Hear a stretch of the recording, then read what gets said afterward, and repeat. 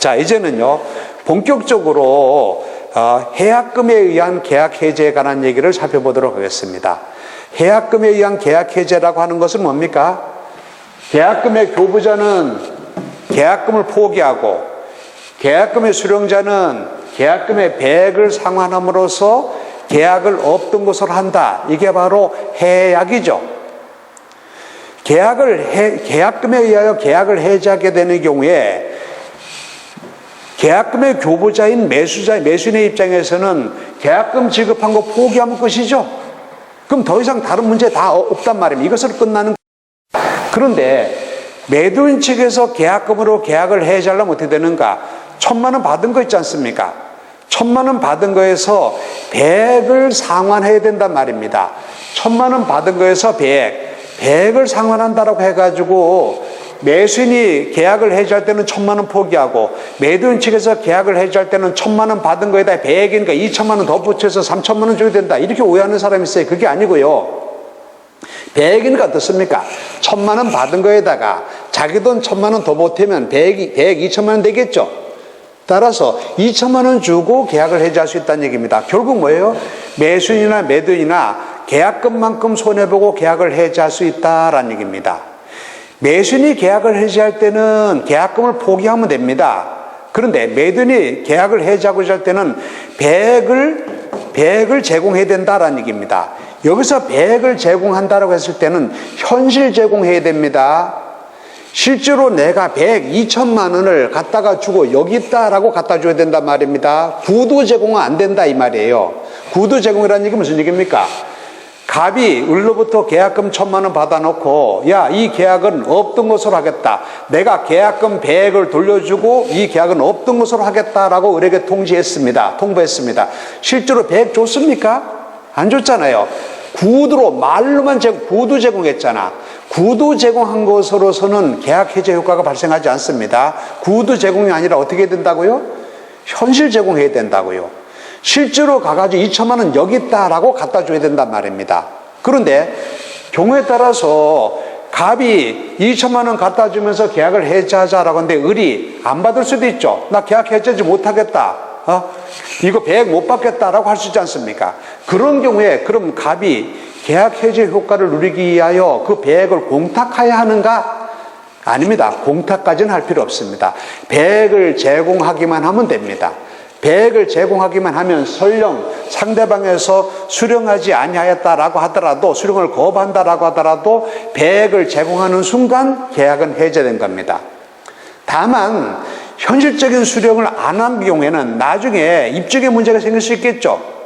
갑은 내가 현실 제공했는데 을이 안 받았다. 그래 계약은 해제된 거다라고 했을 때 을이 여기서 그런 일이 없다.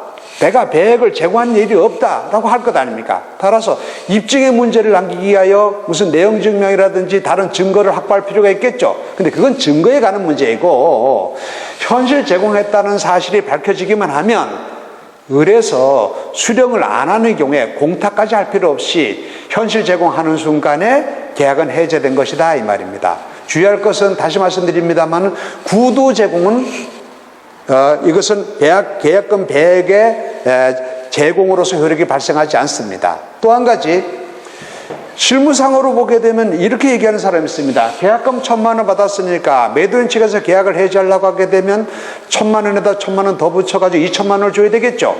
근데 그렇게 안 하고 내가 1,000만 원 받은 거에다가 위로금 쪽으로 500만 원 더 주겠다. 1,500만 원 줄 테니까 이 계약은 없던 것으로 하자. 갖다 준단 말입니다. 이건 계약 해지 안 된 겁니다. 반드시 어떻게 해야 돼요? 배액을 제공해야 됩니다. 배액을 제공하는 것도 뭐예요? 구두로 제공하는 건 안 되고 어떻게 해요? 현실로 제공해야 됩니다.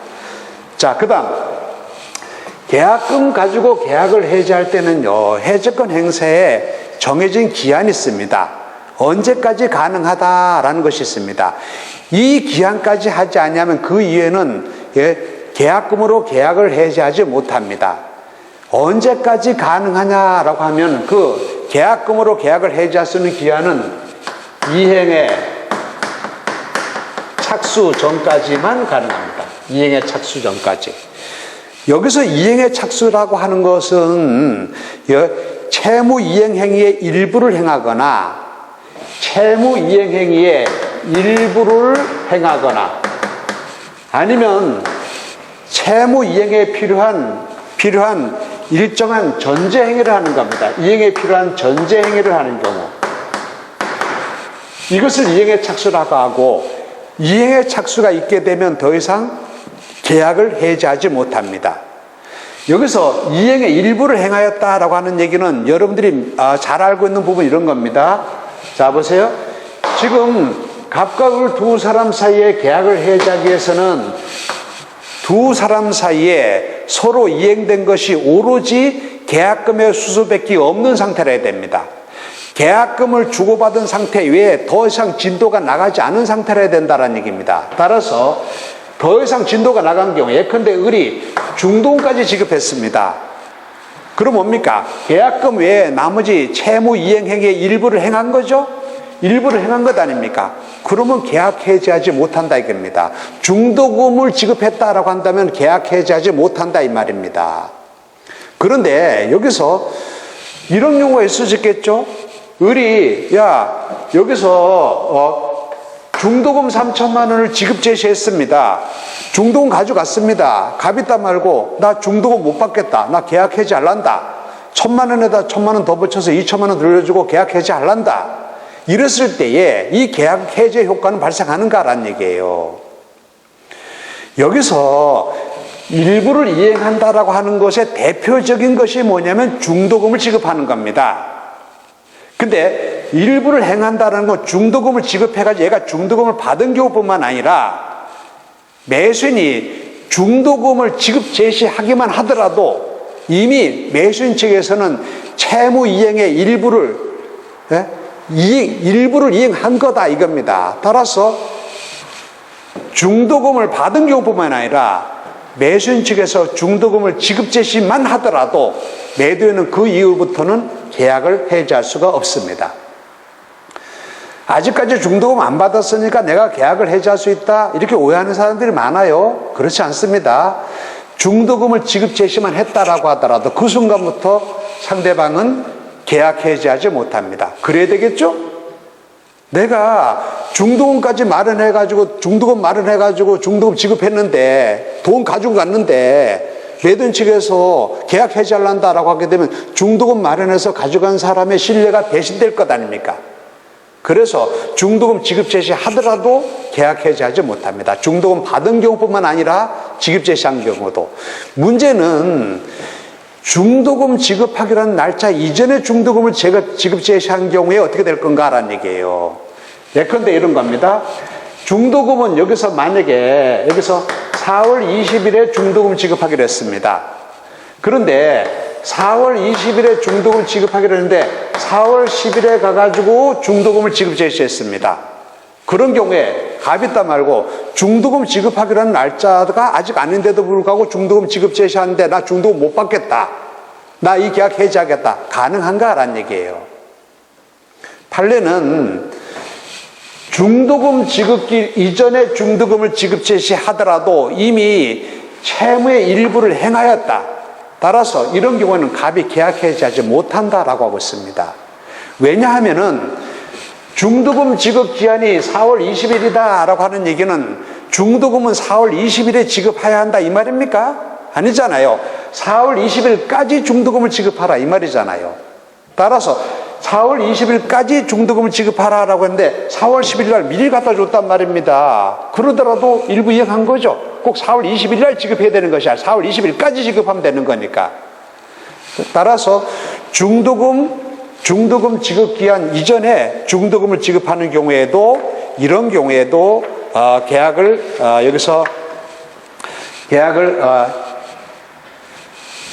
더 이상 해지할 수가 없다라는 얘기입니다. 자, 그 다음에 이런 건 어떻게 되겠는가라는 걸 살펴보시기 바랍니다. 을이 그 다음에 이행에 필요한 전제행위다라고 했을 때 그 말은 무슨 얘기냐면 이런 거예요. 갑과 을 두 사람 사이에 이 부동산을 1억 원에 사고 팔기를 하면서 계약금 1,000만 원을 수수했습니다. 주고받고 했습니다. 그럴 때 이 계약 조건이 뭐였었냐면은 여기에 있는 갑소의 건물에 있는 임차인들은 모두 내보내기로 한다. 내보내기로 한다라고 하고 계약을 체결했습니다. 갑이 이행을 하기 위하여 여기서 세살군 임차인들에게 언제까지 비워달라라고 해가지고 임대차를 해지 통과한 상태입니다. 그럼 뭡니까? 이행을 하기 위한 전제 행위를 하고 있는 거죠. 이행이 필요한 전제 행위를 하는 것 아닙니까? 그런 경우에는 설령 중도금 등을 지급하지 않았다라고 하더라도 이때는 을은 계약 해지하지 못합니다. 당연히 그래야 되겠죠. 갑이 계약금만 서로 오고 간 게 아니라 이행에 필요한 전제 행위로서 임차인들 전부 내보내기 위한 일정 절차를 밟고 있지 않습니까? 그런데 계약을 해지하겠다고 하게 되면 갑이 이상하게 될 것 아닙니까? 따라서 일부를 행하는 경우뿐만 아니라 중도금을 지급하거나 지급 제시하는 경우뿐만 아니라 이행에 필요한 전제 행위를 하는 경우, 예컨대 임차인들을 모두 내보내기로 해서 임차인에 대한 해지 통고를 하고 그런 절차를 밟고 있는 도중이다 라고 한다면 역시 이행의 착수에 들어갔다라고 보고 계약을 해지하지 못합니다. 여기서 이행의 착수와 구분되는 것이 이행의 준비라는 것이 있습니다. 이행의 준비는 이행의 착수가 아니기 때문에 이것이 이행의 준비에 불과하다라고 한다면 이건요 여전히 계약 해지할 수 있습니다. 계약금으로 계약 해지할 수 있다는 얘기입니다. 다시 한번 볼까요? 자, 계약 중도금을 갖다가 지급하거나 지급 제시했습니다. 그럼 이건요 일부 이행한 거죠. 이때는 계약 해지하지 못합니다.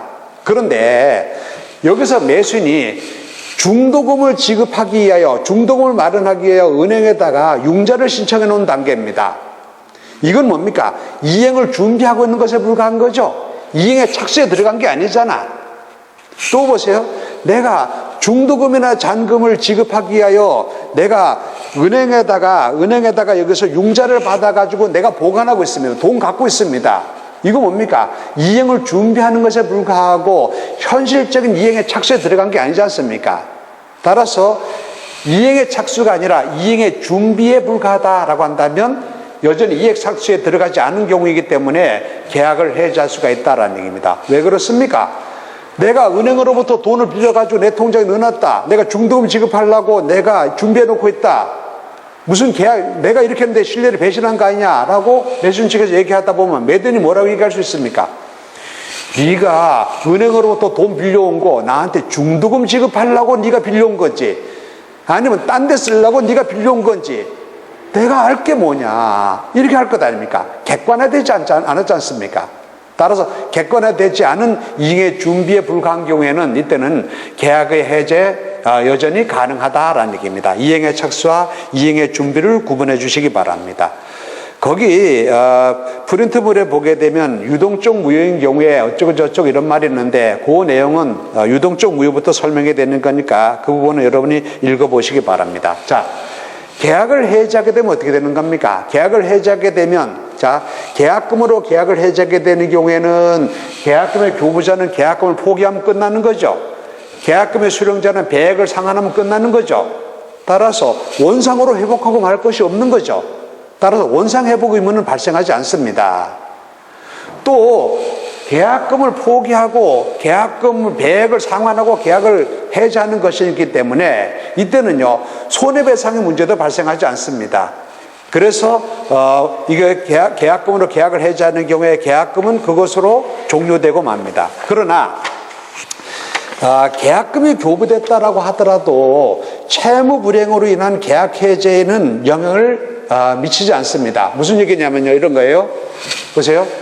지금 갑이 아까도 얘기했다시피 갑이 을로부터 계약금 1,000만 원 받았습니다. 을이 중도금 지급일자에 중도금을 계속 이행을 지체하고 있습니다. 그렇게 되는 경우에 갑은 계약금 받은 거 이거하고 상관없이 여기서 이행 지체를 이유로 한 계약 해제 얼마든지 가능하다라는 얘기입니다. 다만 이행지체, 채무 불이행이라고 하는 이행지체를 이유로 하여 계약을 해지하게 되는 경우에는 원상회복과 손해배상의 문제가 남는다 그랬죠. 원상회복은 뭡니까? 받은 계약금 돌려줘야 되고 또 반대로 손해가 있다면 손해를 입증하여 배상 청구해야 되고 이런 문제가 생깁니다. 그러나 계약금에 의하여 계약을 해지하는 경우에는 이와 같은 원상회복이다, 손해배상이다 라고 하는 문제는 발생하지 않는다라는 얘기입니다. 자, 그 다음에요. 그러면 우리는 지금까지 계약금에 관한 얘기를 쭉 하면서 이런 걸 생각할 수 있겠죠. 계약금을 지급할 때 계약금만 달랑 지급했습니다. 그건 어떻습니까? 이 계약금은 해약금일 따름이죠. 그런데 계약금을 지급하면서 위약금 퇴가까지 했습니다. 그럼 뭡니까? 이 계약금은 해약금이면서도 위약금이죠. 따라서 자 여기서 이것이 위약금 퇴각과의 관계 이런 부분들이 문제될 수 있는데 요거는 조금 뒤에 다시 설명하도록 하고 좀 더 가서 중도금을 지급하는 경우에 법률 관계는 어떻게 되는가라는 이 얘기를 살펴보고 그 다음에 위약금 퇴각과 관계를 다시 한번 설명하도록 하겠습니다. 중도금을 일단 지급하게 되면 그러면 중도금을 받은 매도인은 계약 해지할 수 없다 그랬죠. 근데 문제는 중도금을 받은 수령한 매도인이 계약 해지하지 못하는 것은 당연한 건데 문제는 중도금을 지급한 매수인도 계약 해지하지 못하는가라는 얘기입니다. 즉 이행의 착수는 매수인만 하고 매도인은 아무런 그런 다른 행위를 하지 않았습니다. 달랑 매수인이 중도금만 지급한 상태라는 얘기입니다. 이런 경우에 매수인이 계약을 해지할 수 있는가? 즉 매수인이 나 계약금 1,000만 원과 중도금 3천만 원 지급한 상태에서 내가 계약금 1,000만 원 포기하겠다. 계약을 해지한다. 중도금 3천만 원 돌려달라. 이게 가능하냐 이 말이에요. 안 됩니다. 왜냐하면요. 중도금을 지급하는 경우에 중도금을 수령한 매도인만 계약 해지하지 못하는 것이 아니라 중도금을 지급한 매수인도 계약 해지하지 못한다라고 하고 있습니다. 왜 그러냐 하면은 매도인 측에서는 보면 어떻습니까? 매도인 측에서는 중도금을 받기 전까지는 내가 계약금의 배액을 상환하고 계약을 해지할 수 있는 거죠. 그런데 중도금을 일단 딱 받으면 어떻게 되는 겁니까? 중도금을 받으면 그때부터 계약을 해지할 수 없게 된다는 것을 매도인이 알고 있지 않습니까? 그럼 매도인은 어떻게 생각합니까? 내가 중도금까지 주고받은 상태이므로 내가 계약을 해지할 수 없고 내가 이 팔기로 한 부동산을 을에게 소유권을 넘겨주는 수밖에 없구나 라고 생각하겠죠. 즉 중도금까지 수수되게 되면 매도인 측에도 이 계약을 계속 유지시켜 나가야 된다라고 하는 신뢰가 생긴다 이겁니다. 그 신뢰를 배신하여 내가 계약금 1,000만 원 포기하겠다. 중도금 3천만 원 돌려달라. 이렇게 할 수 없다 이 말입니다. 실제로 보게 되면요. 현실적으로 이런 일이 많이 있습니다. 내가 여기서 지금 매도인 측에서도 보게 되면요. 이렇게 계약금 1,000만 원 하고 중도금 3천만 원 받았습니다. 내가 이걸 팔기로 해놓고 보니까 내가 너무 싸게 팔았어. 딴 데 더 비싸게 팔 수 있는데도 그런 경우에 어거지 부리는 경우가 있습니다. 즉 매수인에게 내가 계약금의 배액을 돌려줄 테니까 그러니까 1,000만 원에 합쳐가지고 2,000만 원 주고 중도금 3,000만 원 돌려줄 테니까 이 계약은 없던 것으로 하자라고 어거지 부리는 이런 매도인이 있을 수 있단 말입니다. 실무상 보게 되면 그런 사람들 많이 있습니다. 이건 안 되는 겁니다. 일단 중도금까지 지급하게 되면 안 되는 겁니다. 중도금을 여기서 수령한 사람뿐만 아니라 중도금을 교부한 매수인도 더 이상 계약금으로 더 이상 계약 해지할 수 없다라는 얘기입니다. 그 다음 중도금을 수령한 매도인이 다른 사람에게 더 비싸게 팔고 소유권을 넘겨주는 이런 사태가 종종 있습니다. 이것을 부동산의 이중매매다라고 얘기합니다. 이런 거예요. 부동산의 이중매매. 갑소유의 토지를 을이 이것을 1억 원에 사기로 했습니다. 자, 그리고 여기서 계약금 1,000만 원 지급했습니다. 그러면 계약금을 1,000만 원 지급한 상태에 불과하다라고 한다면 갑이 다른 사람한테 이거를 더 비싸게 판다. 예컨대 이것을 1억 5천에 더 비싸게 팔고자 합니다. 그러면 계약금 배액을 돌려주고 계약을 해지하고 난 다음에 하면 될 것 아닙니까? 그런데 여기서 을이 갑에게 이미 계약금뿐만 아니라 중도금까지 지급했단 말입니다. 중도금을 지급했으면 갑은 계약을 해지할 수 없는 거죠. 배액을 상환하고 계약을 해지할 수 없는 것 아닙니까? 그런데 여기서 을이 중도까지 지급하고 나서 나중에 잔금 지급기일에 잔금 6천만 원을 지급 제시하면서 소유권 이전을 해달라라고 하는데 갑축에서 어거지 부린단 말입니다. 계약금 1천만 원에 2천만 원과 중도금 받은 거 3천만 원 돌 줄 테니까 이 계약은 해지하자라고 한단 말이에요. 이게 어거지 부린단 말입니다. 그러다가 얘가 갑이 다른 사람 병에게 이거를 1억 5천에 더 비싸게 팔고 병에게 소유권을 넘길 수도 있습니다. 소유권을 넘기게 되면 어떻게 되는가? 우리가 물권과 채권의 관계에서 살펴봤습니다만은 을은 매수인은 소유권 이전 등기를 해달라고 요구할 수 있는 등기청권자, 채권자에 불과하죠. 병은 소유권 이전 등기까지 했다라고 하는 소유자로서 물권자죠. 물권과 채권이 부딪히게 되면 어떻습니까? 물권이 채권을 우선하잖아요. 즉 갑과 을 두 사람 사이에 먼저 매매계약이 있다라고 하더라도 갑이 배신적인 행위로 병에게 소유권을 넘기게 되는 경우에 병이 완전 유효하게 소유권 취득한다 이 말이에요. 따라서 을은 어떻습니까? 을은 원래 내가 취득하고자 하는 이 부동산의 소유권을 취득할 수 없게 되겠죠. 따라서 이런 경우에 을이 갑의 이러한 이중매도 행위를 막으려고 일정한 자기 권리를 지키고자 채권적인 등기청권을 보존하기 위한 조치를 취할 수 있다는 얘기입니다. 알고 계시죠? 이게 뭡니까? 등기청권을 보존하기 위한 게 무엇입니까? 첫 번째가 뭐예요? 이걸 가등기하는 거죠.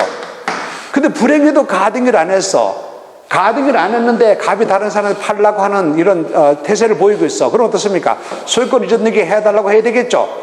소유권 이전 등기 해달라고 소송을 제기하기 전에 먼저 팔아먹으면 나중에 승소 판결을 받았다라고 하더라도 승소 판결의 효력이 휴지조각화 될 것 아닙니까?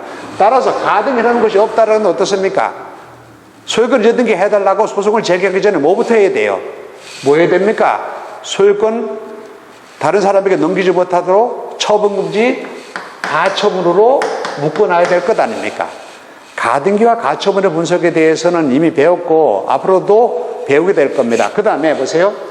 그런데 여기서 어쨌든 가등기나 가처분이 안 된 상태에서 갑이 병에게 넘길 수 있단 말입니다. 그러면 병이 소유권 취득하게 되고 을은 갑에게 야 이 나쁜 놈아 계약금 1천만 원과 중도금 3천만 원 내놔 라고 하고 손해배상만 청구할 수 있을 것 아닙니까? 근데 아까도 얘기했다시피 손해배상을 청구하려고 하게 되면 내가 손해를 구체적으로 얼마를 봤다는 것을 입증하여 손해배상을 청구해야 될 거 아니냐고요. 이게 현실적으로 쉽지 않단 말입니다. 그래서 어떻게 한다고요? 그래서 아까 위약금 티각을 걸어야 되는 이유가 거기에 있다 이 말입니다. 최근에 와가지고요 2018년도입니다. 2018년도 대법원 전원합의체에서는 이런 판결을 한 적이 있습니다. 갑이 이 부동산을 다른 사람에게 이중으로 매도했습니다. 그러면 소유권은 병에게 넘어갑니다. 이건 민사적인 문제입니다. 근데 형사적으로 말하면 뭔가 갑이 을로부터 중도금까지 받았으면 갑은 을에게 계약금으로 계약을 해지할 수 없고 갑은 을에게 이 팔기로 한 부동산 소유권을 이전해 줘야 될 의무를 부담하는 거죠. 그런 의무를 가지고 있는 자가 계약상의 신뢰관계를 배신하여 다른 사람한테 이중으로 매도해가지고 소유권을 넘기고 결과적으로 제일 매수인 을에게 여기서 신뢰를 배신하는 행위를 한 거죠. 배신적인 행위를 한 거 아닙니까? 이런 경우에 중도금까지 받으면 갑은 타인의 사물을 처리하는 자다라고 보고 그 의무를 위배한 것이기 때문에 다른 사람을 이중으로 매도하게 되는 경우에는 배임죄에 해당하게 된다. 형사처벌을 받을 수 있다라고 하고 있습니다. 물론 여기에서는요, 이 대법원 전원합의체 판결에 대해서는 일부 소수 견해가 아니다. 중도금을 받았다라고 하더라도 갑이 을에게 소유권을 넘겨줘야 되는 것은 타인의 사무가 아니고 자기의 사무이기 때문에 배임죄의 구성요건에 해당되지 않는다라고 하는 소수 견해도 있습니다만 어쨌든 그런 부분들은 여러분 몰라도 좋고요. 이것을 갑이 중도금까지 받은 사람이 다른 사람을 처분하게 되는 경우에 배임죄로 형사처벌을 받을 수 있다라는 얘기입니다. 그래서 함부로 중도금까지 수령한 사람이 함부로 소유권을 처분하지 못하도록 민사적으로는 소유권이 넘어갈 수 있습니다만 형사적인 제재를 가함으로 인하여 그런 의무의 위반을 함부로 하지 못하도록 강화하겠다라는 것, 이것이 바로 최근의 판례입니다. 자, 여기까지 설명하고 잠시 쉬도록 하겠습니다.